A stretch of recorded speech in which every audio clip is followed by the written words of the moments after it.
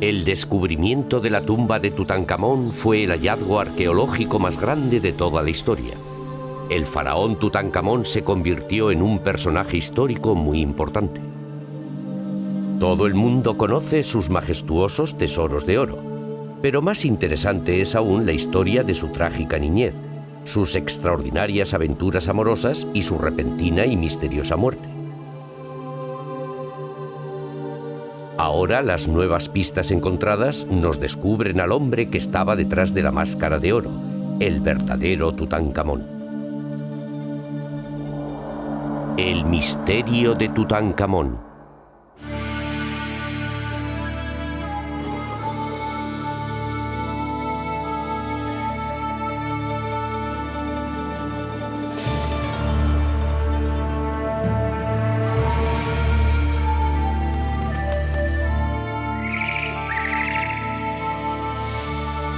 Los grandes egipcios.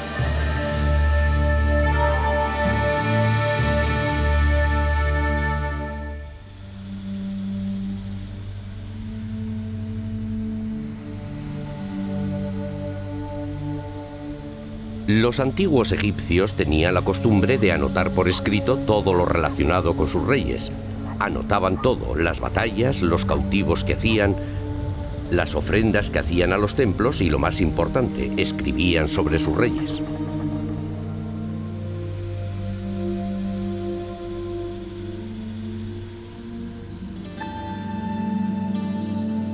Un egipcio exhibía una lista de los soberanos para impresionar a un extranjero con su civilización. Cuando el gran viajero Heródoto visitó Egipto, dijo: «El sacerdote me leyó los nombres escritos de 330 monarcas de Egipto».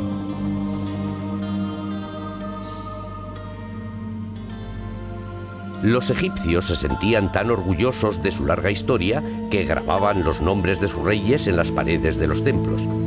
La lista de nombres mejor conservada se encuentra en el templo de Seti I en Abidos.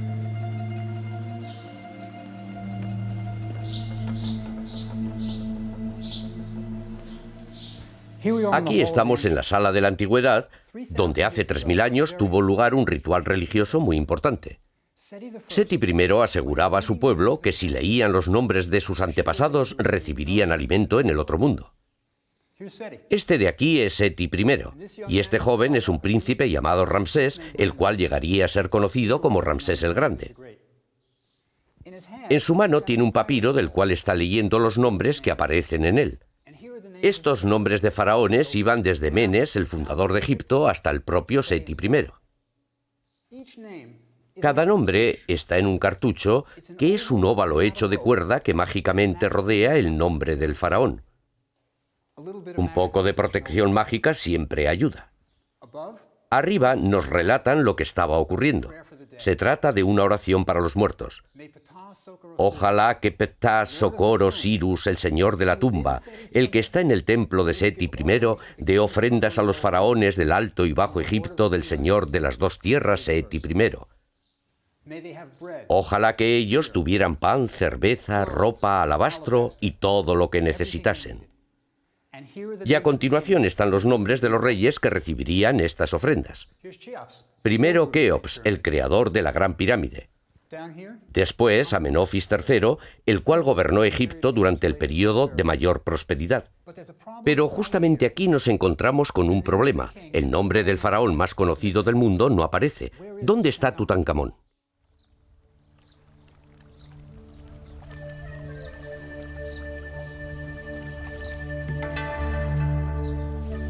Comenzamos nuestro viaje aquí en Tebas, la antigua capital de Egipto, para poder desvelar el misterio de Tutankamón. Tebas era un lugar de mucha riqueza. Los tributos llegaban continuamente desde Oriente Próximo y el oro desde el sur. Era una época de gloria para Egipto después de llevar más de 1000 años de estabilidad. Durante siglos habían rendido culto a los mismos dioses. El Nilo regularmente desbordaba sus orillas y las hazañas militares del faraón aseguraban la continuidad de su prosperidad. Homero, el poeta griego, escribió: Tebas de Egipto. Sus mayores posesiones yacen en sus casas. Tebas, la de las 100 puertas, 200 luchadores con sus caballos y carros estaban dispuestos a luchar por ella. Era una ciudad fascinante, y fue en aquella época en la que Egipto disfrutaba al máximo de su gloria cuando tuvo lugar la conversión religiosa del faraón Akenatón.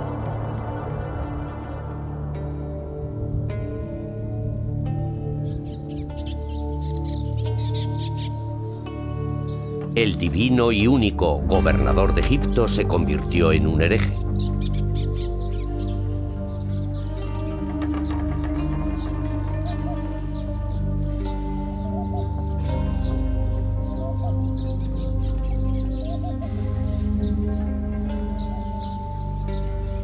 Todos los dioses a los que habían adorado hasta entonces fueron reemplazados por uno solo, el dios del sol, Atón.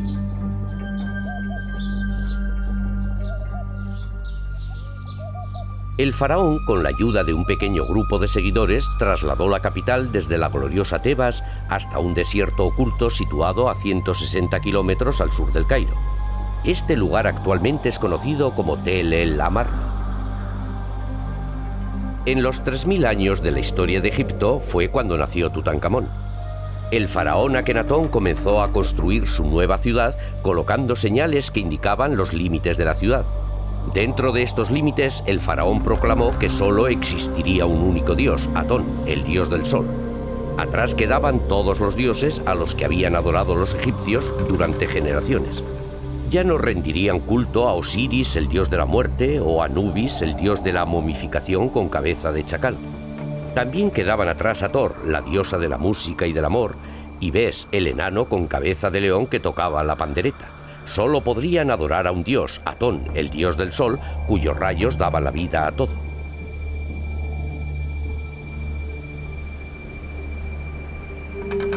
Este fue el entorno religioso en el cual Tutankamón nació, pero estos no fueron los únicos cambios que hizo Akenatón. De la noche a la mañana también cambió el estilo del arte, del estilo formal al naturista. Mientras que antes el faraón era retratado como un hombre musculoso y vigoroso, ahora lo mostraban con un cuerpo grotesco y deformado. En la historia de Egipto nunca se había representado de ese modo a ninguno de sus faraones. Sus estatuas le muestran con una cara alargada, el pecho hinchado, los muslos abultados y unos brazos larguiruchos.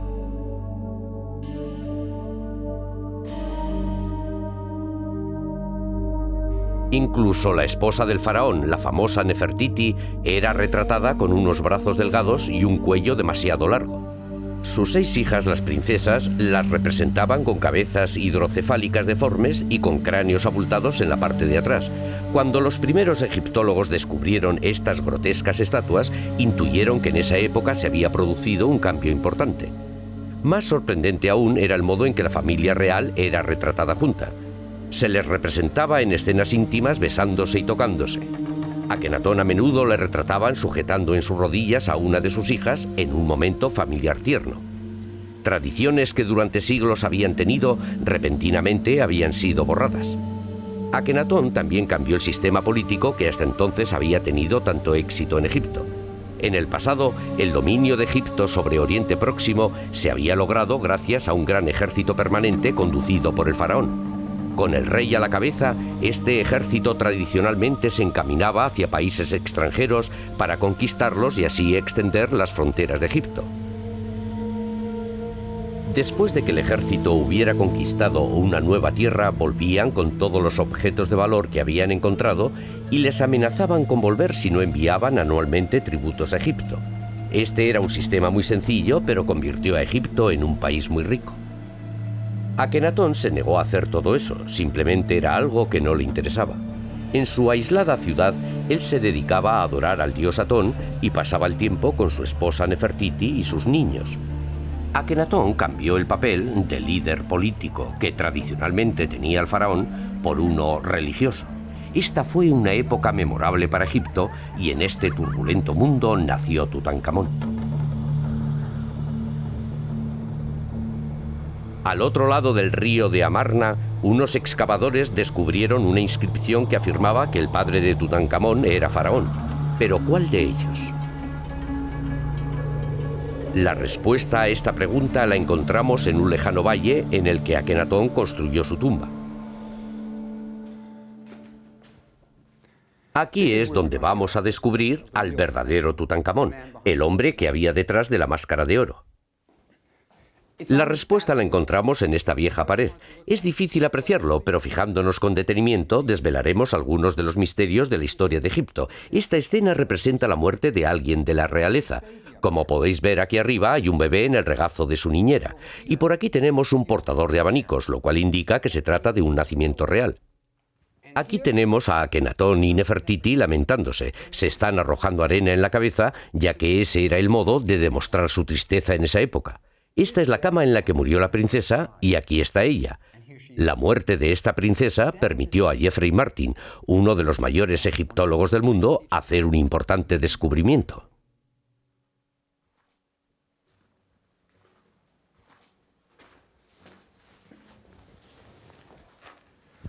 El profesor Martin se dio cuenta de que lo que hay en esta habitación es una escena casi idéntica a la anterior. Tenemos a personas lamentándose. Aquí hay uno que está de rodillas cogiendo arena y arrojándosela en la cara. Pero esta vez no se trata de la muerte de ninguna de las princesas, sino de la muerte de una de las concubinas del faraón llamada Illa. Y Martin cree que el bebé que acaba de nacer es nada menos que Tutankamón. Por tanto, aquí es donde la vida e historia de Tutankamón comienza. Para Tutankamón, que creció en una apartada ciudad, la vida debía ser muy agradable ya que todos los niños eran muy queridos en Egipto. Los egipcios llevaban a Tutankamón todos los días al templo para que rindiera culto al dios Atón. Todo ello en una atmósfera de amor y tranquilidad. El dios Atón era único para Tutankamón ya que no tenía ningún aspecto negativo. No era un dios con mal genio ni tampoco perseguía castigar a los niños traviesos. Por lo que encontramos dentro de la tumba de Tutankamón podemos deducir algunos de los aspectos sobre la personalidad de este joven rey. Por lo que parece le gustaba bastante el vino, ya que fue enterrado con casi 3 docenas de jarras de excelente vino. En aquella época la gente corriente bebía cerveza, el vino estaba reservado para las clases sociales altas, así que la bodega que Tutankamón se llevó consigo al otro mundo era todo un tesoro. Pero todos estos lujos eran solo una pequeña consolación por las tragedias que pronto sufriría el joven rey. Mientras Tutankamón crecía, uno de los más ambiciosos y astutos miembros de la corte iba ganando poder. Su nombre era Ay. Su tumba, situada en los acantilados del este de Amarna, es la más grande de todas las tumbas de nobles. Ahora aquí tenemos a Ay. Tiene las manos colocadas en posición de orar. Está rindiendo culto a Atón, el único dios permitido. Detrás de él está la esposa de Ay. Ella tiene puesta una bonita peluca, un cucurucho de incienso en la cabeza y tiene las manos en la misma posición que él. Ambos están rindiendo culto al dios Atón. Ahora, si quieren ver cómo se recompensaban las oraciones a Atón, vengan por aquí.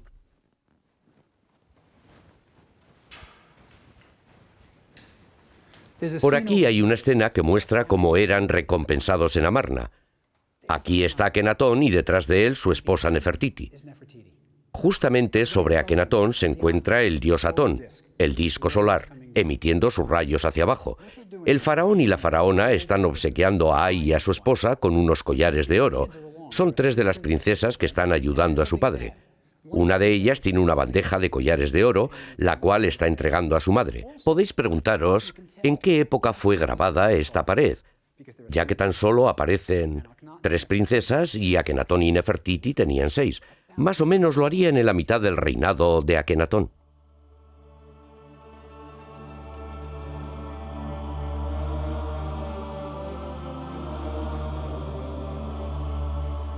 Pero Amarna escondía un misterio.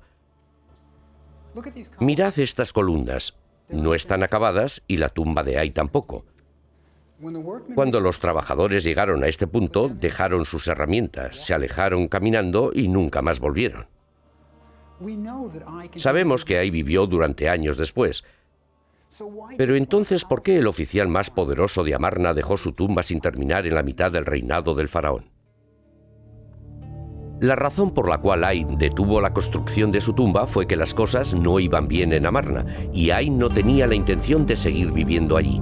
Akenatón era un jefe religioso y Egipto empeoraba rápidamente, tanto económica como políticamente. Los territorios conquistados los estaban perdiendo y los embajadores escribían diciendo que ya no eran respetados y que el ejército estaba en un estado lamentable. Incluso la nueva religión difundida por Akenatón no había tenido éxito. Los egipcios echaban de menos a sus antiguos dioses y finalmente Akenatón y Nefertiti se vieron forzados a sobornar a los habitantes de Amarna para que simularan ser fieles. Después de 17 años de reinado, Akenatón murió por circunstancias desconocidas. Nefertiti dejó de ser mencionada poco antes de la muerte de Akenatón, con lo cual lo que suponemos es que ésta también murió.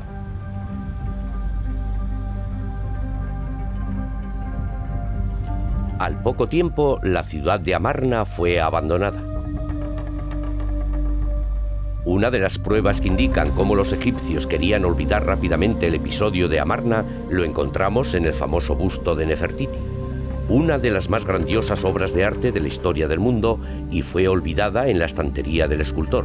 Nadie quiso llevársela.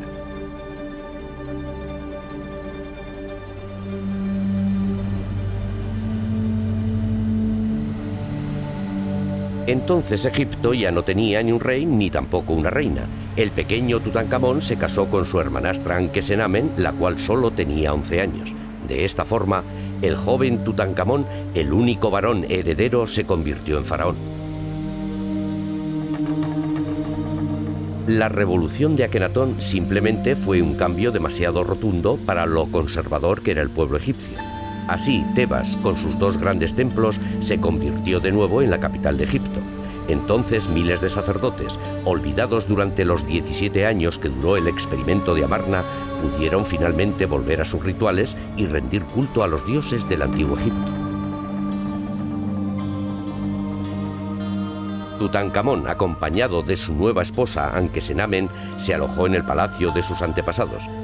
Imaginad lo que debió suponer para el joven Tutankamón el hecho de ser arrancado del único hogar que él había conocido y de que le llevaran a una ciudad desconocida para él. Así, en esta cámara real, un huérfano de solo 11 años llamado Tutankamón comenzó su reinado como el rey del Bajo y Alto Egipto, el señor de las 2 tierras. Pero con esa edad, el joven Tutankamón no tomaba las decisiones de Estado. Seguramente sería ahí que había sido ascendido a virrey, el oficial con mayor grado, el que estaba decidiendo el destino de Egipto.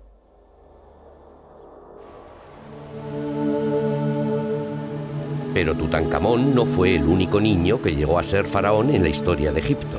Una carta escrita 1000 años antes por un joven rey nos recuerda que aunque Tutankamón fue el rey del Bajo y Alto Egipto, él también fue un faraón.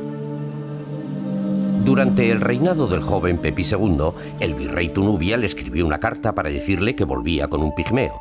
Pepi se alegró tanto con la noticia que le envió a Tunubia una carta dándole instrucciones. Para el virrey fue tal el honor de recibir esta carta del joven faraón que la mandó grabar fuera de su tumba en Asuán para que todo el mundo la viera. Vuelva pronto al palacio. Deje todo y tráigame al pigmeo. Cuando baje al bote con usted, póngale 2 hombres fuertes a ambos lados de él. Tenga cuidado de que no se caiga al agua. Por las noches ponga a sus hombres de confianza para que duerman con él en su tienda.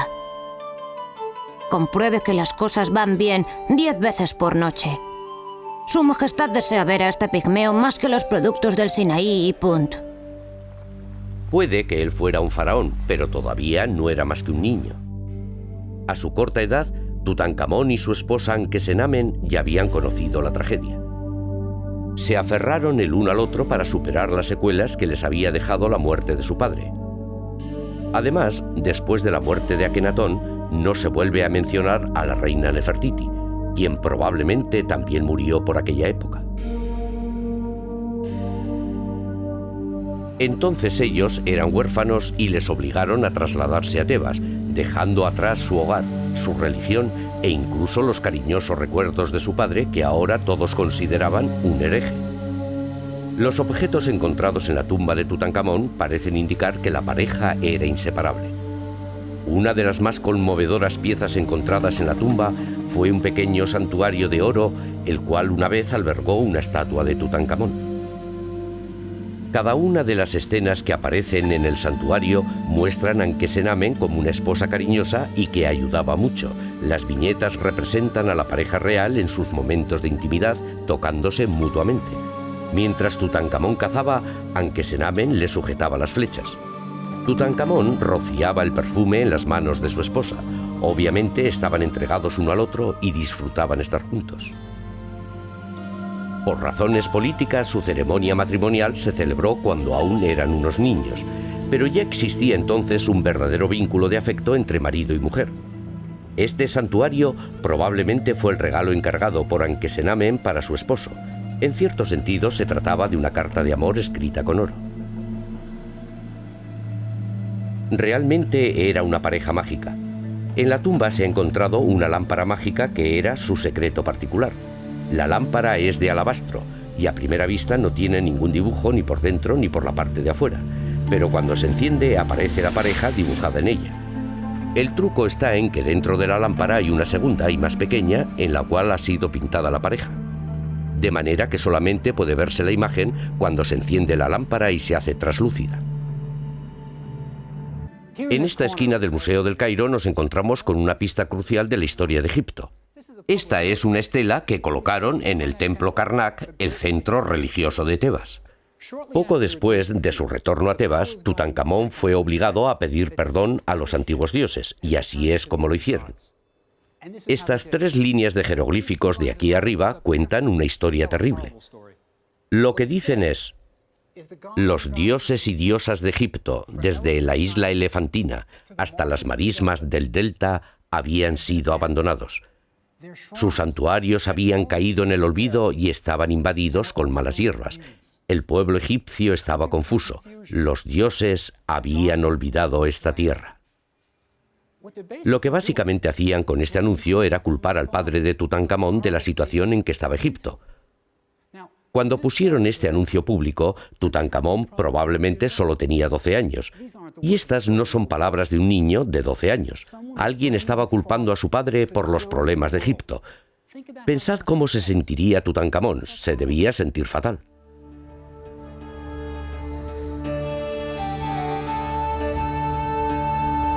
Una de las primeras cosas que hizo Tutankamón cuando volvió a Tebas fue terminar un monumento que había comenzado su abuelo Amenofis III.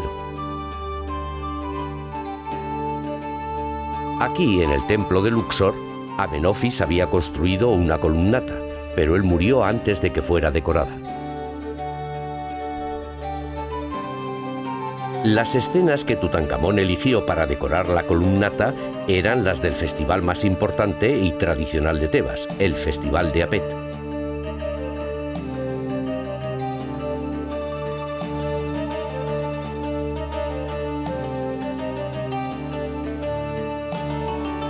Apet era el nombre que los antiguos egipcios dieron al templo de Karnak.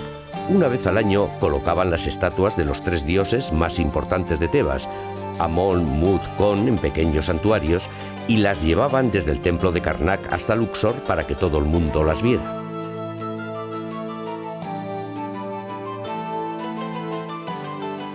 Había procesiones y mesas apiladas con trozos de carne como ofrendas a los dioses.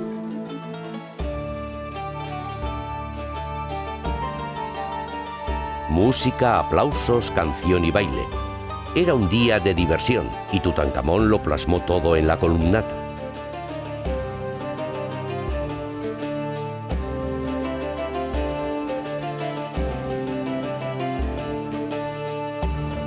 Tutankamón también participaba y hacía ofrendas a los dioses.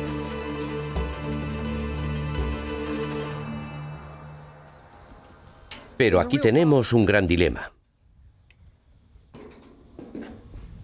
Si Tutankamón decoró todas estas paredes, su nombre debería estar por todos lados, pero el único sitio donde encontramos su nombre es aquí, en este apartado lugar del templo. Estos 3 pequeños jeroglíficos deletrean uno de sus nombres, Nebkeperure. Sin ninguna duda, alguien estaba intentando borrar cualquier rastro de Tutankamón. Tutankamón y Anque-Senamen estuvieron siempre muy unidos debido a las tragedias que habían tenido que superar juntos. En la excavación realizada en la tumba de Tutankamón se describió otra de las tragedias que ambos compartirían. Ankesenamen tuvo 2 abortos.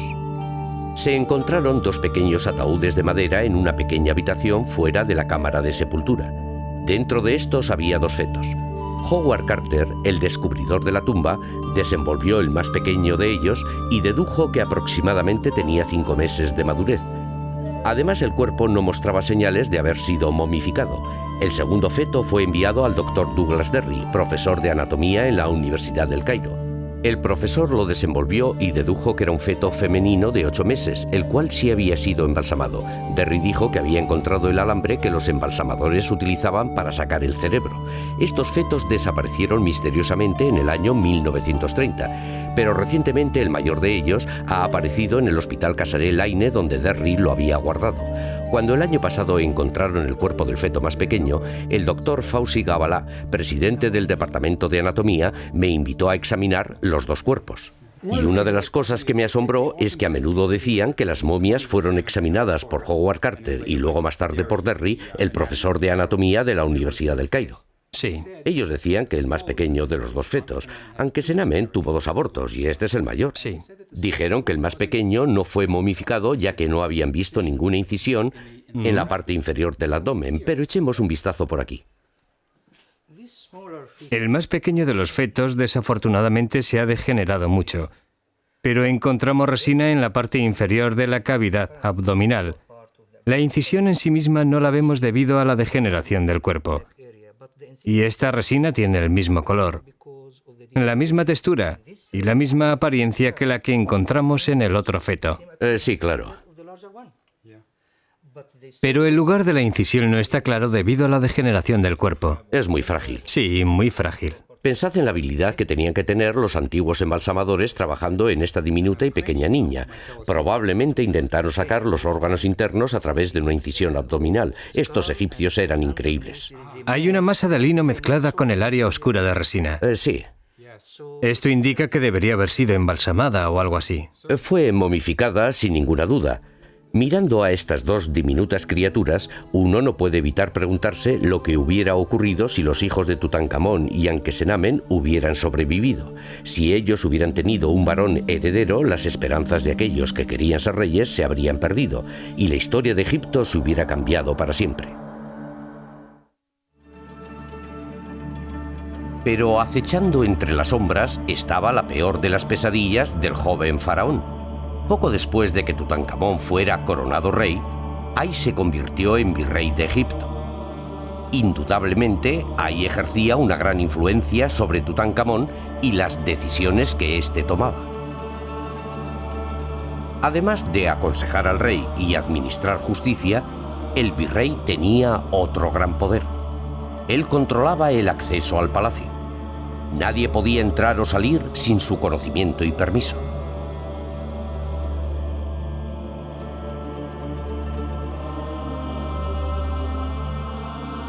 Entre los servidores de Ay estaban aquellos que estaban dispuestos a hacer tanto el bien como el mal, con tal de complacerle.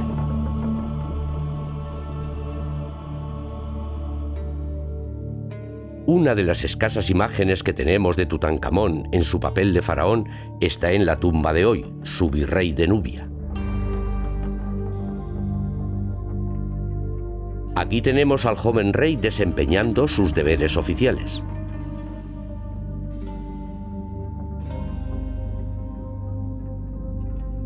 Hoy era un importante oficial de la corte de Tutankamón. Su trabajo consistía en mantener el oro circulando desde Nubia a Egipto.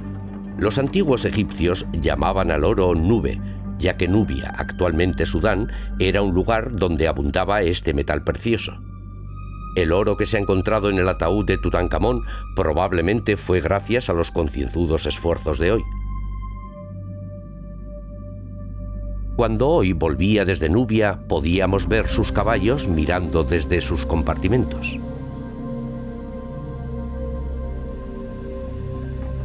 En la decoración de la tumba de Hoy predominan las representaciones de los ciudadanos de Nubia llevando los tributos a Tutankamón.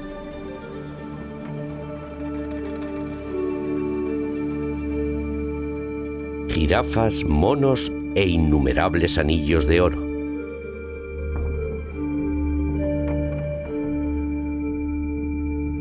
En la época en que hoy fue enterrado, Tutankamón era un joven capaz de pensar por sí mismo y que quizá ya no quería seguir siendo manipulado más tiempo por ahí. Pero esta nueva independencia le costaría mucho sufrimiento.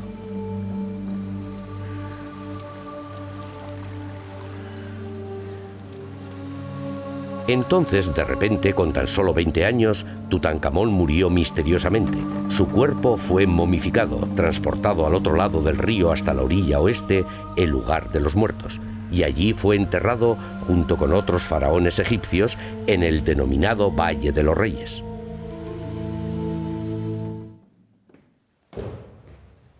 Esta es la tumba más famosa de todo el mundo, pero decepciona a todos los que vienen a verla. No es gran cosa, ¿verdad?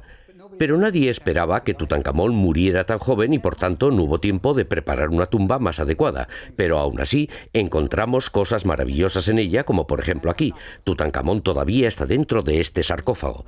¿No es estupendo? Él es el único faraón al que dejaron en su tumba. Y también encontramos otras cosas maravillosas, las pinturas. Si sabes cómo leerlas, te relatan cosas sobre el entierro de Tutankamón. Tardaron 70 días en momificar su cuerpo, y ese fue todo el tiempo que tuvieron para preparar su tumba. Tuvieron que conseguir ataúdes, mobiliario y las esculturas. Todo tenía que estar aquí. Además, tuvieron que preparar los rituales religiosos. Pero aparte de todo esto, además tenían que elegir a un nuevo rey. Y ese era un gran problema, ya que Tutankamón no tenía ningún hijo. Y la única persona viva de la realeza era Ankesenamen.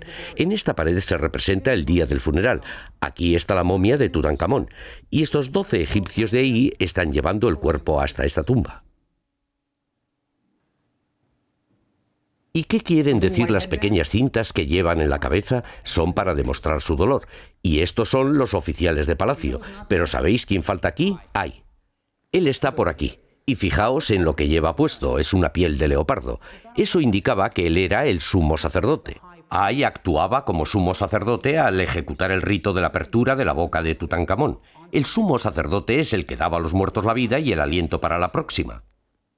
Pero vuelvan a mirar. Eso no es todo. En su cabeza tiene la corona del faraón y los emblemas sobre su cabeza. Ambos tienen el nombre de Ay. Ay se ha convertido en faraón. Es el sucesor de Tutankamón.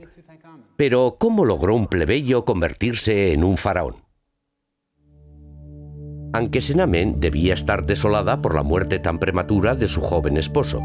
La estrecha relación con su marido se había forjado desde que eran niños, y además habían superado juntos muchas cosas. A pesar de todos los trastornos y cambios que habían sufrido, ellos siempre se habían tenido el uno al otro como confidentes cariñosos. Durante los días posteriores a la muerte de Tutankamón, sucedieron una serie de acontecimientos que finalmente terminaron en varios asesinatos. Aquel fue un período turbulento. El primero de estos acontecimientos fue una carta de súplica de Ankesenamen al rey de los hiitas, la cual está grabada en una antigua tabla encontrada en los archivos de la capital hiita. La carta de Ankesenamen era tan asombrosa que incluso el destinatario de la misma, el rey de los hiitas, no se lo podía creer. Mi esposo ha muerto y no tengo ningún hijo. La gente dice que vos tenéis muchos hijos. Si me dierais uno de los vuestros, este se convertiría en mi esposo. Nunca podría escoger a uno de mis servidores y hacerlo mi esposo. Tengo mucho miedo. ¿Por qué razón Ankesenamen pediría que le enviaran un esposo desde una ciudad que estaba fuera de las fronteras de Egipto y que tradicionalmente era enemiga?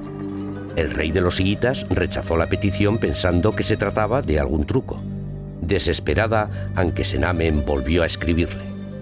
¿Por qué pensáis que trato de engañaros?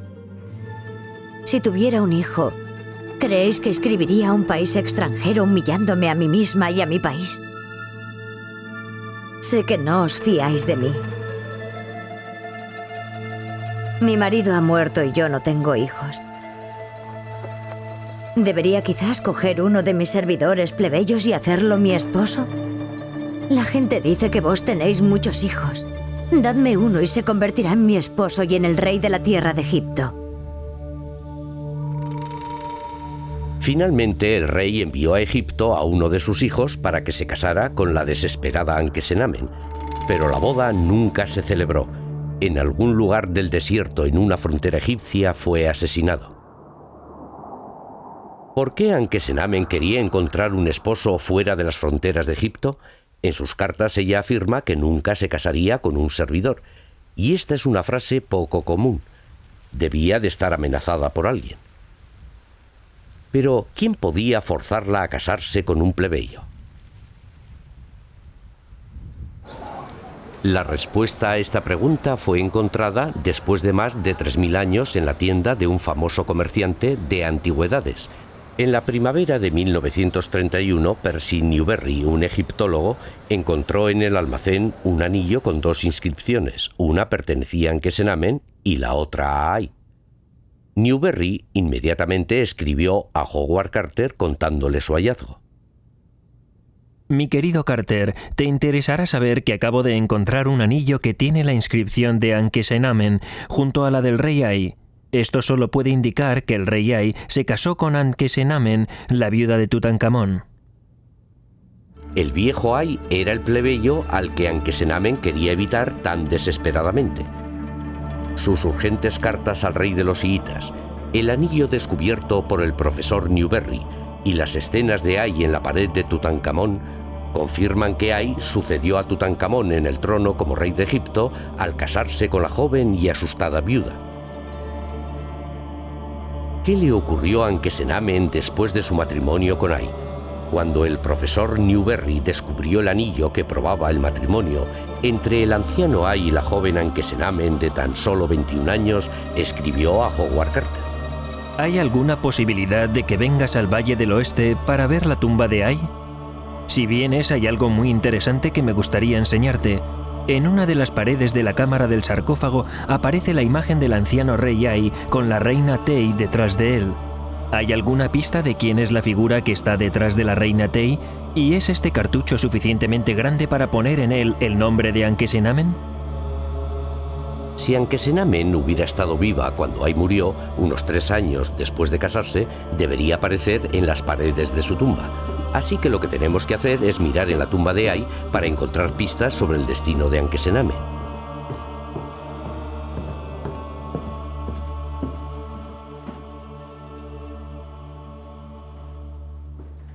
Ay tenía pintadas en las paredes de su tumba varias representaciones. Estas son religiosas, representan a los dioses dando la bienvenida a Ay y a su pueblo orando por él. Pero la escena en la que el profesor Newberry estaba interesado, aquella que hablaba sobre Ankesenamen, estaba por aquí. Tenemos a Ay que estaba pescando en las marismas. Su esposa Ankesenamen debería estar con él, ya que ella era su mujer y la reina de Egipto. Pero la inscripción que tenemos aquí es demasiado pequeña para su largo nombre. Tiene el tamaño justo para el nombre de la primera esposa de Ay, Tey. Y esta borrosa figura es Tey, y no hay espacio para Ankesenamen detrás de ella. Además, los jeroglíficos nos cuentan que Tey era la reina de Egipto.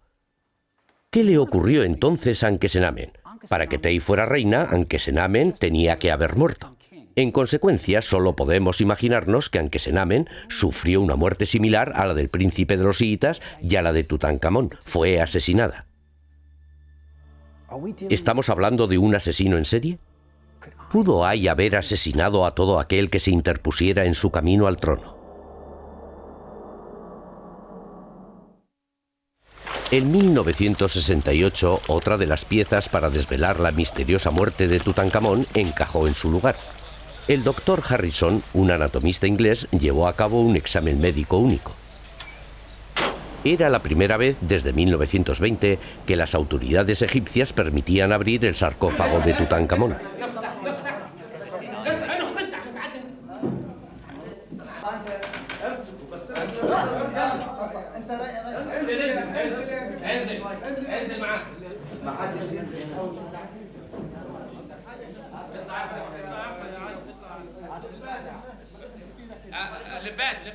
Los turistas observaban asombrados mientras descubrían el cuerpo de nuevo.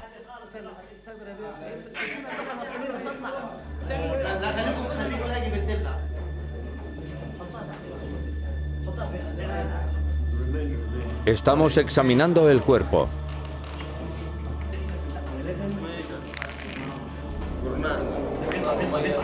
Para entonces ya se disponía de aparatos de rayos X, y por primera vez el cuerpo de Tutankamón fue expuesto a los rayos.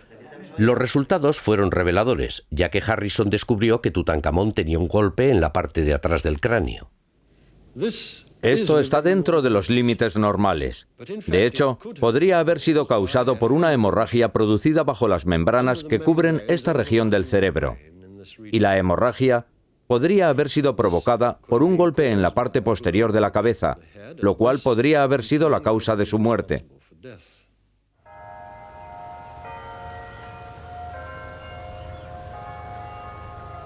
Desde que Harrison llevó a cabo esta investigación hace 30 años, nadie ha vuelto a revisar los resultados obtenidos. Así que decidí hacerme con una copia de los rayos X de Tutankamón y la llevé a un conocido radiólogo de mi escuela, la CW Post Campus de la Universidad de Long Island. Muy bien. Aquí está. Bien, la teoría que el doctor Harrison propuso es bastante interesante porque yo creo que esta interrupción de aquí, en el hueso occipital, en la parte posterior del cráneo, podría representar una pequeña fractura, y entonces él pensó que esta área más oscura de aquí era un coágulo de sangre. Ya. Si eso es así y este es el otro lado del coágulo de sangre, ello indica que el coágulo se ha calcificado. Eso significaría que el coágulo ha estado ahí durante algún tiempo, quizás durante varios meses. Pero durante ese periodo de tiempo, Tutankamón tendría que haber estado vivo para que se pudiera producir la calcificación. Así que si Tutankamón hubiera recibido un golpe en esa parte de la cabeza, no hubiera muerto al instante. Sí, esto es un coágulo de sangre. Bien. Supongamos que es verdad. Y si fuera verdad, ¿cuál habría sido su estado de consciencia? ¿Habría estado quizá inconsciente? Al principio probablemente él habría sido capaz de funcionar de algún modo. Pero seguramente un coágulo de este tamaño, localizado en este área limitada, a la cual llamamos fosa posterior, en la parte posterior del cráneo, le hubiera provocado una presión masiva en la parte central del cerebro y en el área del cerebelo. Con esa presión seguramente estaría inconsciente y durante todo ese tiempo estaría desarrollando la calcificación. Interesante. ¿Qué puede decirme sobre el lugar donde fue golpeado? ¿En qué posición estaba cuando recibió el golpe en la parte posterior de la cabeza? ¿Cree usted que es un lugar corriente para recibir un golpe o...? No es un lugar corriente. Está bastante cerca de la base del cuello. Bien, por aquí tenemos un maniquí. Se lo mostraré en él. Sí, por favor. Entonces, si él estuviera tumbado de esta forma, el golpe tendría que haber venido justamente por aquí. El cuello comienza en este área y la base del cráneo aquí. Aquí tenemos un cráneo.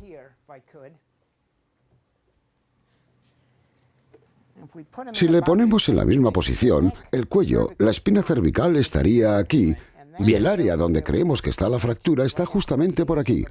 Así que el golpe tendría que haber venido más o menos por aquí. Así que él podía estar durmiendo cuando recibió el golpe. O podría haber tenido la cabeza en esta posición y ser golpeado así. Entonces Tutankamón quizá quedó inconsciente. Puede que incluso estuviera un mes o dos en este estado y luego murió. Correcto. Interesante, gracias. Gracias a ti.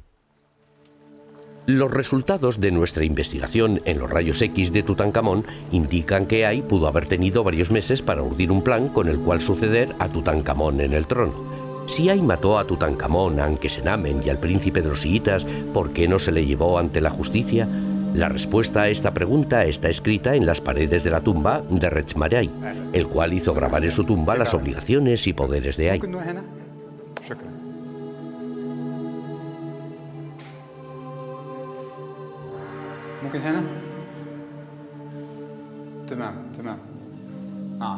En estas palabras está la clave. Permitir que nadie juzgue al virrey. Es él quien debería castigar al malhechor. En otras palabras, nadie castigó a Ay. No tenemos pruebas concluyentes, pero lo que sí está claro es que Tutankamón, Ankesenamen y el joven príncipe de los chiitas tuvieron que morir todos en unos pocos meses para que Ay pudiera convertirse en faraón. Además, Ay, al ser el virrey, era el único que podía haber organizado el asesinato de Tutankamón dentro del palacio. El que pudo organizar el asesinato del joven príncipe Ita, y solo él quien obligó a Ankesenamen a casarse con él y después la mató. Además, esta sospechosa secuencia de acontecimientos que tuvieron lugar en Tebas hace 3000 años, todos beneficiaban a Ay. Los esfuerzos de Ay por suceder en el trono a Tutankamón no le sirvieron de mucho, ya que murió 3 años después de convertirse en rey. Su tumba fue robada, su momia destrozada. También fue borrado su nombre, y los objetos valiosos que él planeaba llevarse a la otra vida fueron robados. Actualmente su nombre es desconocido, solamente le recuerdan los egiptólogos porque sucedió a Tutankamón en el trono. Los antiguos egipcios estaban tan dolidos por lo que el padre de Tutankamón había hecho que eliminaron todos los restos de Tutankamón. Por esa razón, la inscripción de Tutankamón no aparece en las paredes de Abidos, en las cuales están grabadas los nombres de todos los reyes de Egipto. También por esa razón su nombre fue borrado de la columnata del templo de Luxor que él mismo decoró. A pesar de todo eso, su nombre todavía perdura. Su pequeña tumba en el Valle de los Reyes, pronto olvidada con el entierro de otro faraón, ha permanecido intacta durante 3000 años. Tutankamón, que tanto sufrió en vida, yace ahora en su tumba y es el único faraón que sigue enterrado en el Valle de los Reyes. La antigua oración egipcia se hizo realidad solo para él. Ojalá que el Señor de las dos tierras, Rey del Alto y Bajo Egipto, Nebkeperure, Tutankamón, tenga vida, salud y prosperidad para siempre.